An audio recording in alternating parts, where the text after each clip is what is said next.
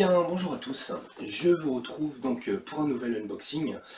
Ce coup-ci, en fait, ça va être donc le déballage en direct d'une tour de chez Cooler Master, qui donc est la tour donc Cosmos 2, édition 25e anniversaire pour les 25 ans de Cooler Master.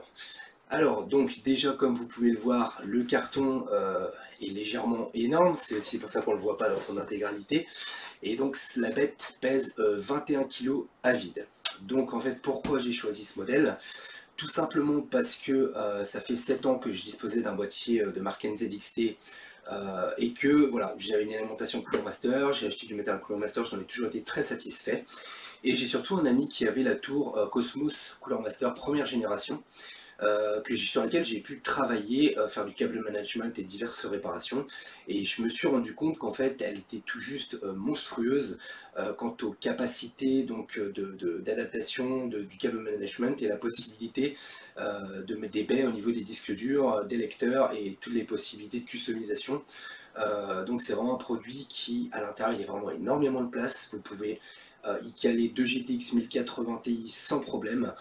Il supporte tous les formats de carte mère et à mon avis, dans le grand public, je pense que c'est une des tours les plus impressionnantes, sachant que voilà, chez les professionnels, il existe pour les parties serveurs des choses qui sont plus grosses, mais c'est différent aussi. En tout cas, le charme de cette tour, voilà, moi je suis conquis. Après, effectivement, donc c'est un produit qui est arrivé récemment sur le marché et qui vaut un certain prix, puisque derrière c'est du matériel de qualité, des composants de qualité qui ont été utilisés, et donc forcément ça a un coût, mais quand on a une passion, et quand on aime, on ne compte pas, comme on dit. Donc je vais donc procéder à l'ouverture du carton. Je me suis déjà permis de découper en fait la bande de scotch ici, parce que j'ai vérifié hier en le recevant. Comme je l'ai reçu en état sans protection, j'ai vérifié tout simplement que les livreurs n'avaient pas fait les brins. Ayant des panneaux en verre en fait sur les côtés, j'avais tout simplement pas envie qu'ils soient cassés. Donc j'ai pas encore eu le temps de monter la tour pour l'instant. Malheureusement, j'ai plein de choses à faire, c'est compliqué. Hein. Petite dédicace Jean-Michel pas le temps, voilà comme on l'appelle. Non, plus sérieusement, donc vous avez évidemment un gros polystyrène pour protéger la tour sur le dessus, que je m'empresse de mettre par terre. Une protection donc, pour la tour. Alors, sachant que au niveau du packaging, heureusement que Cooler Master a fait les choses proprement, puisque la tour est relativement bien protégée et que même s'il y a eu des impacts au niveau du carton ici, au niveau de la livraison, elles ont été absorbées par les polystyrènes qui protègent donc la tour à l'intérieur. Alors, donc voilà, pour le coup, le monstre étant réellement, oui, monstrueux, ce qui est normal hein, pour un monstre, je vais déposer le carton tout bas. Voilà. Et donc, dans le carton, alors nous allons trouver tout en bas du carton, hop, donc il y a évidemment ce qui va de soi, le manuel, donc qui va servir, puisqu'il y a forcément des choses que je vais encore apprendre sur ce type de matériel, puisque voilà, à chaque fois ils innovent, et donc il y a des fonctionnalités très pratiques d'ouverture des panneaux, etc., que j'ai pu constater sur l'ancien modèle, mais au niveau du design et des couleurs, enfin c'est tout juste une tuerie. La tour elle est tout juste magnifique, donc c'est de l'aluminium brossé, avec des panneaux incurvés en verre sur les côtés, les panneaux latéraux, qui laissent donc apparaître donc l'éclairage donc des composants, et qui laisse apparaître littéralement les composants en eux-mêmes, ce qui pour un gamer est plutôt sympathique, surtout quand on est un petit peu passionné de tout ce qui est, je dirais entre parenthèses, tuning et des rétroéclairages par LED. Surtout que maintenant la plupart des constructeurs en imposent systématiquement sur tous leurs produits. Donc, du coup, cette machine, cette tour va être assemblée avec une carte mère de marque Asus. Donc, il y a 32 Go de RAM. J'ai 32 Go de RAM. Il y a un Core i7 2600K qui est overclocké, qui va donc aussi subir un traitement. Je vais le passer en water cooling avec le Kraken X62 que j'ai unboxé juste avant. Alors, donc, dans la boîte, on trouve déjà une jolie enveloppe, donc qui est plutôt sympathique, qui est argentée. Ça présente tout de suite le produit, c'est-à-dire que là, rien que là, avec ça, vous savez pourquoi vous avez payé, et vous vous sentez un petit peu utilisateur premium VIP. Et donc une petite notice à l'intérieur, blanc nacré, donc qui vous explique concrètement, merci d'avoir choisi ce produit Cooler Master et félicitations pour votre achat. Donc ce châssis Cooler Master contient des innovations au niveau de l'assemblage. Il y a donc des vitres incurvées en verre sur les côtés avec des caractéristiques uniques qui permettent la visibilité des composants à l'intérieur. Voilà, soyez heureux de votre expérience, etc. Donc franchement, ça fait toujours plaisir. Un petit mot du constructeur. Après, j'ai eu des contacts avec des constructeurs dernièrement qui concrètement n'ont pas donné suite à certaines demandes que j'avais faites qui ont été même limite désagréables, ce qui est un peu dommage pour le coup, mais voilà, j'ai pris contact avec Cooler Master qui eux sont vraiment super sympas, qui vous répondent, qui sont très gentils et qui connaissent, qui plus est, leurs produits, ce qui est très important pour moi. On va tenter de sortir la bête qui pèse son poids, hein, comme je vous ai dit, une vingtaine de kilos à vide, donc j'imagine pas quand elle sera pleine, je pense que je pourrais plus la bouger. Donc les LAN, je pense que pour le coup c'est pas très adapté pour les LAN, mais bon, quand on achète ça, c'est pas trop pour faire des LAN en général. Hop, alors. Hop là. Alors là, je vous garantis que là, heureusement que je fais un peu de sport et de muscu, parce que sinon, pour le coup, la soulever, c'est plutôt costaud. Hop là.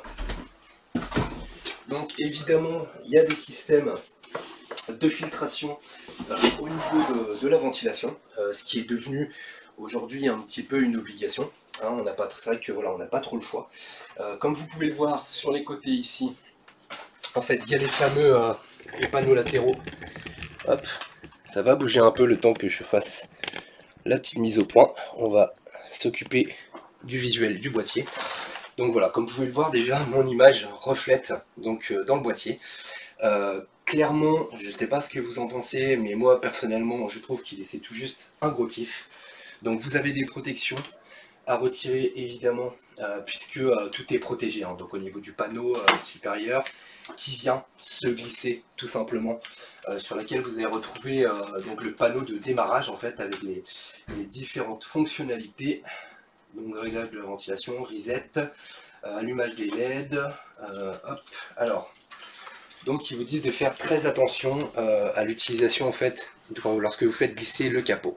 Donc déjà ça je mets de côté parce que ça va me rappeler qu'il faut faire super gaffe, surtout que ce genre de matériel est certainement très costaud. Mais voilà, j'ai trop pas envie de l'abîmer, il est vraiment magnifique et pour le coup ce serait vraiment dommage que j'endommage un composant, sachant que bon, j'en suis carrément pas à ma première machine, hein, donc j'en ai monté quelques centaines je dirais, sans vouloir me vanter. Et donc au niveau du panneau supérieur, alors ce que je vais faire, je vais rapprocher donc, le matériel vidéo et je vais essayer de vous montrer un petit peu qu'est-ce qu'on trouve au niveau du panneau frontal qui contient les boutons tout simplement d'allumage. Alors évidemment, la manipulation de ce genre de produit étant toujours assez tendue du fait de son poids. Donc voilà, ici au niveau du panneau, de l'interface, donc devant vous avez les prises classiques, hein, donc la prise casque, la prise micro, vous avez ici donc des ports USB 3, divers ports USB 2, donc ici en façade, hein, en nombre suffisant, sachant que sur les cartes mères en général vous en avez déjà un paquet. Et donc ce petit panneau qui vient tout simplement, boum, coulisser pour accéder au réglage ici. Donc déjà rien qu'au niveau du petit panneau, on voit que clairement, bah voilà, c'est du métal, c'est pas du plastique. Honnêtement, bon, après c'est gravé dessus, c'est-à-dire que c'est en surimpression. Vous avez donc en haut à gauche, donc front, top, qui sont les réglages des ventilateurs.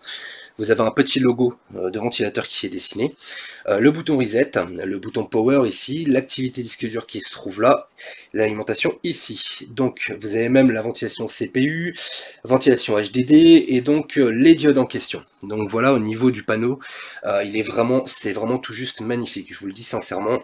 Moi je kiffe trop déjà le petit design ici, ainsi que le petit logo Cosmos, je dirais qui fait juste ressortir en fait la qualité qualité du matériel et sincèrement les poignées ici aussi qui sont en métal sont extrêmement solides.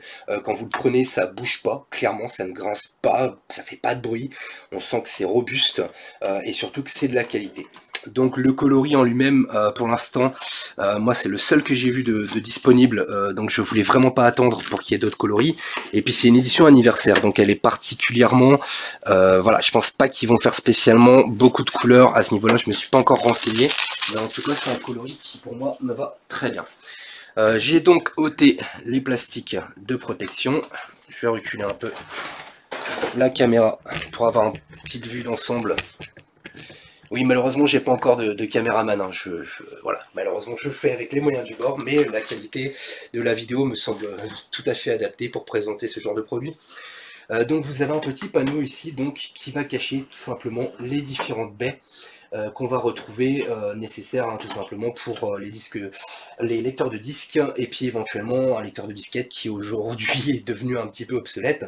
Et donc vous avez un verrouillage par clé, donc clés qui sont fournies tout simplement dans les accessoires. Voilà, donc vous avez dans la baie largement de quoi mettre ce qu'il faut, parce qu'aujourd'hui ça sert à rien, on grave pas 20 DVD ou 30 DVD en même temps. Moi j'ai 2 lecteurs de marque Plextor qui me suffiront amplement et qui marchent toujours très bien aujourd'hui après quelques années de service. Donc voilà, le design du coup est franchement sympa. Donc pareil ici, ça coulisse bien. On sent que c'est vraiment du beau matériel et qu'ils ont beaucoup travaillé pour la conception. Les ingénieurs ont beaucoup travaillé pour la conception de ce produit. On retrouve le petit logo Cooler Master ici en façade, qui rappelle voilà tout simplement la marque. Mais franchement, je viens de l'ouvrir, je viens de l'avoir dans les mains, je suis bluffé. Par la conception du produit et je vais passer d'une tour NZXT Grand Tour, donc fantôme, à ce produit et là franchement je pense que je vais me faire un gros plaisir de monter les composants à l'intérieur. C'est vraiment un produit qui me paraît super bien conçu et qui est tout juste magnifique. Alors au niveau de la partie arrière, on va essayer, déjà on va faire la partie latérale, une petite rotation, hop là, voilà. Et on retrouve évidemment donc la fameuse vitre, la fameuse glace fumée qui laissera apparaître donc de l'autre côté. Évidemment là vous avez la plaque de fixation de la carte mère derrière. Et donc ils vous disent bien, il y a un petit sticker avec marqué, voilà, qui se trouve là tout en bas, que je vais vous montrer. Voilà, avec marqué fragile. Donc ça veut bien dire ce que ça veut dire. Faut faire attention. C'est-à-dire que c'est pas le genre de panneau qu'on va déposer à l'arrache par terre pour bidouiller à l'intérieur de son PC. C'est tout juste une hérésie de faire ça. Alors je sais qu'il y a un système qui logiquement doit être assez simple. Voilà, vous avez une petite gâchette que vous poussez avec le pouce, tout simplement pour procéder à l'ouverture du panneau latéral. Franchement, c'est impressionnant. C'est waouh! Il n'y a rien à dire, les charnières sont hyper costauds. Vous pouvez voir, il y a un système de charnières qui est ici. Il n'y a pas de jeu dedans. C'est hyper bien calé, c'est tout juste... voilà, rien à dire. Donc je pense que voilà, si je devais lui attribuer une note, rien que pour le design, déjà, je prends une grosse claque dans la tronche. Mais sincèrement, bon, ici pareil, rien à dire. Donc vous avez de quoi passer tout votre câble proprement. Vous avez moyen de faire un super câble management de par la place et de par les options disponibles avec des systèmes de fixation de colliers donc en plastique. Donc vous avez un système de filtration aussi pour tout ce qui est ventilation. Donc évidemment des filtres qui sont amovibles et que vous pouvez nettoyer. Des cages donc, pour les ventilateurs. Donc vous avez ici des tampons aussi qui semblent être en caoutchouc, qui sont en caoutchouc, je confirme, tout simplement pour venir caler lorsque vous fermez les panneaux. Donc voilà, pour ce côté-ci, on a fait le tour. Je referme tout doucement le panneau en évitant de mettre des grosses empreintes dessus, parce que j'ai juste pas envie qu'on voit les traces de doigts.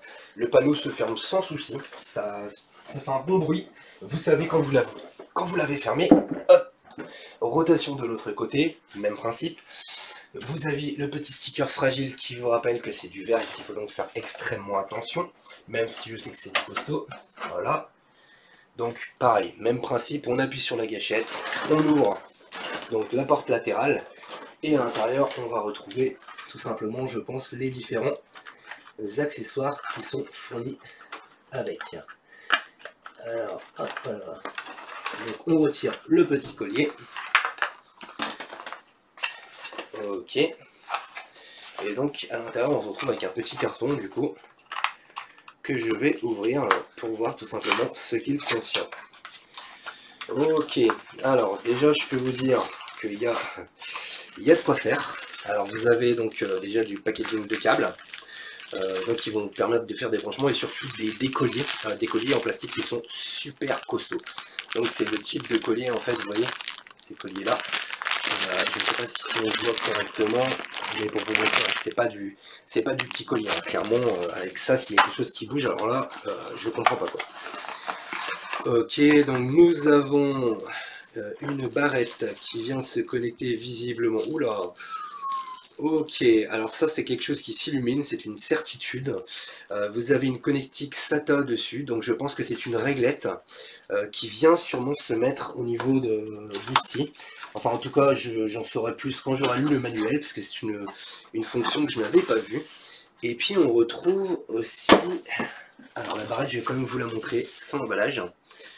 Donc voilà, c'est une petite barrette qui je pense est rétro-éclairée, avec un branchement de connecteur d'alimentation Serialata ici, qui sera évidemment je pense à relier à l'alimentation. Alors nous allons retrouver ici des équerres en métal. Pareil pour l'instant je sais que ça sert à fixer quelque chose, c'est des rails de fixation, ça c'est sûr. Maintenant fixer quoi pour le moment vu que c'est que l'unboxing, je n'en sais rien mais je le saurai très rapidement. C'est la première fois que je vais monter ce boîtier. Sachant que j'en ai monté quand même, je pense, ouais, comme je vous disais, quelques-uns, voilà, on va dire ça. Donc ici, vous avez des petites trappes, donc qui sont tout simplement les racks rapides pour l'installation des disques durs. Donc des petites trappes en plastique, voilà, design sympa avec une petite grille de protection dessus. Donc vous avez aussi le système de ventilation qui est ici, qui s'ouvre. Il me semble, il suffit simplement d'appuyer sur les gâchettes pour pouvoir faire basculer le système. Je regarde, voilà, c'est encore plus simple que ça. Vous avez juste, en fait, voilà, ici vous avez juste une petite encoche où vous mettez le doigt, vous tirez, vous ouvrez, et là, miracle, le système de ventilation se trouve donc, se trouve maintenant accessible. Donc voilà, vous refermez tout doucement en cliquant, boum, ça rentre tout seul, impeccable. Voilà, il y a clairement, je sais pas si vous vous rendez compte, mais alors sincèrement, au niveau de la place qui est à l'intérieur du boîtier, c'est littéralement monstrueux. Je pense qu'on peut placer énormément d'éléments là-dedans pour faire vraiment une très très grosse configuration. Voilà. Donc comme vous pouvez le voir, c'est un boîtier qui est franchement plutôt sympathique. Retirer les panneaux et puis les poser à par terre chaque fois, etc. Moi c'est un truc qui m'horripile un peu, voilà, c'est chiant, tout simplement, c'est le mot. Donc là, c'est juste super pratique que d'ouvrir, en fait, comme ça, vous avez accès tout de suite au matériel, c'est tout juste super bien pensé. Franchement, au niveau des innovations qui ont été faites, c'est tout juste vraiment impressionnant. Donc vous avez aussi un ventilateur qui se trouve ici, donc un ventilateur qui sera en extraction. Les systèmes de fixation rapide pour les lecteurs optiques. Voilà, et donc toute la connectique évidemment à l'intérieur, je peux vous dire qu'il y a un paquet de connectiques.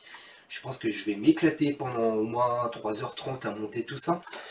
Si je veux faire un truc propre, ça va être le minimum de temps requis, en plus du water cooling et de tout ce que je dois avoir à caler dedans. Donc je retire les petits colliers, hop. Et là on va retrouver donc tout le système de câblage. Qui, je vous dis, est vraiment, pour le coup, impressionnant. Alors, il y a des petits sachets. Ces petits sachets, en fait, on m'a souvent demandé ce que c'était. Les gens, en fait, ils se posent la question, ouais, à quoi ça sert? Alors, c'est tout simple, en fait, c'est un gel. Si vous voulez, c'est des petits bics à l'intérieur qui absorbent l'humidité.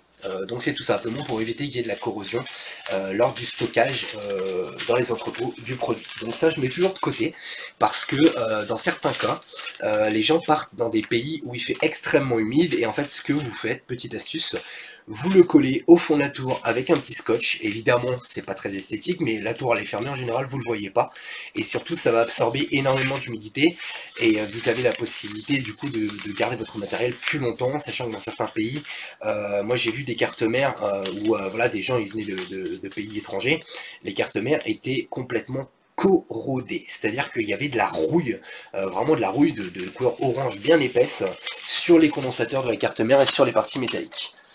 Donc évidemment ça c'est impeccable, c'est toujours en plus, et on retrouve la partie câblage qui est tout juste voilà, impressionnante. Je pense que ouais, ça va être vraiment l'éclat total que d'assembler tout ça.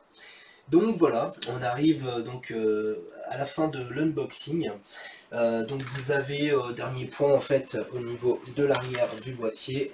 Je vais fermer tranquillement le boîtier pour vous montrer en fait la face arrière. Hop, pour voir en fait au niveau de la plaque entrée-sortie qu'est-ce que c'est, comment c'est foutu. Voilà, c'est fermé. Hop, je vais tourner doucement le boîtier pour que vous puissiez avoir une petite idée.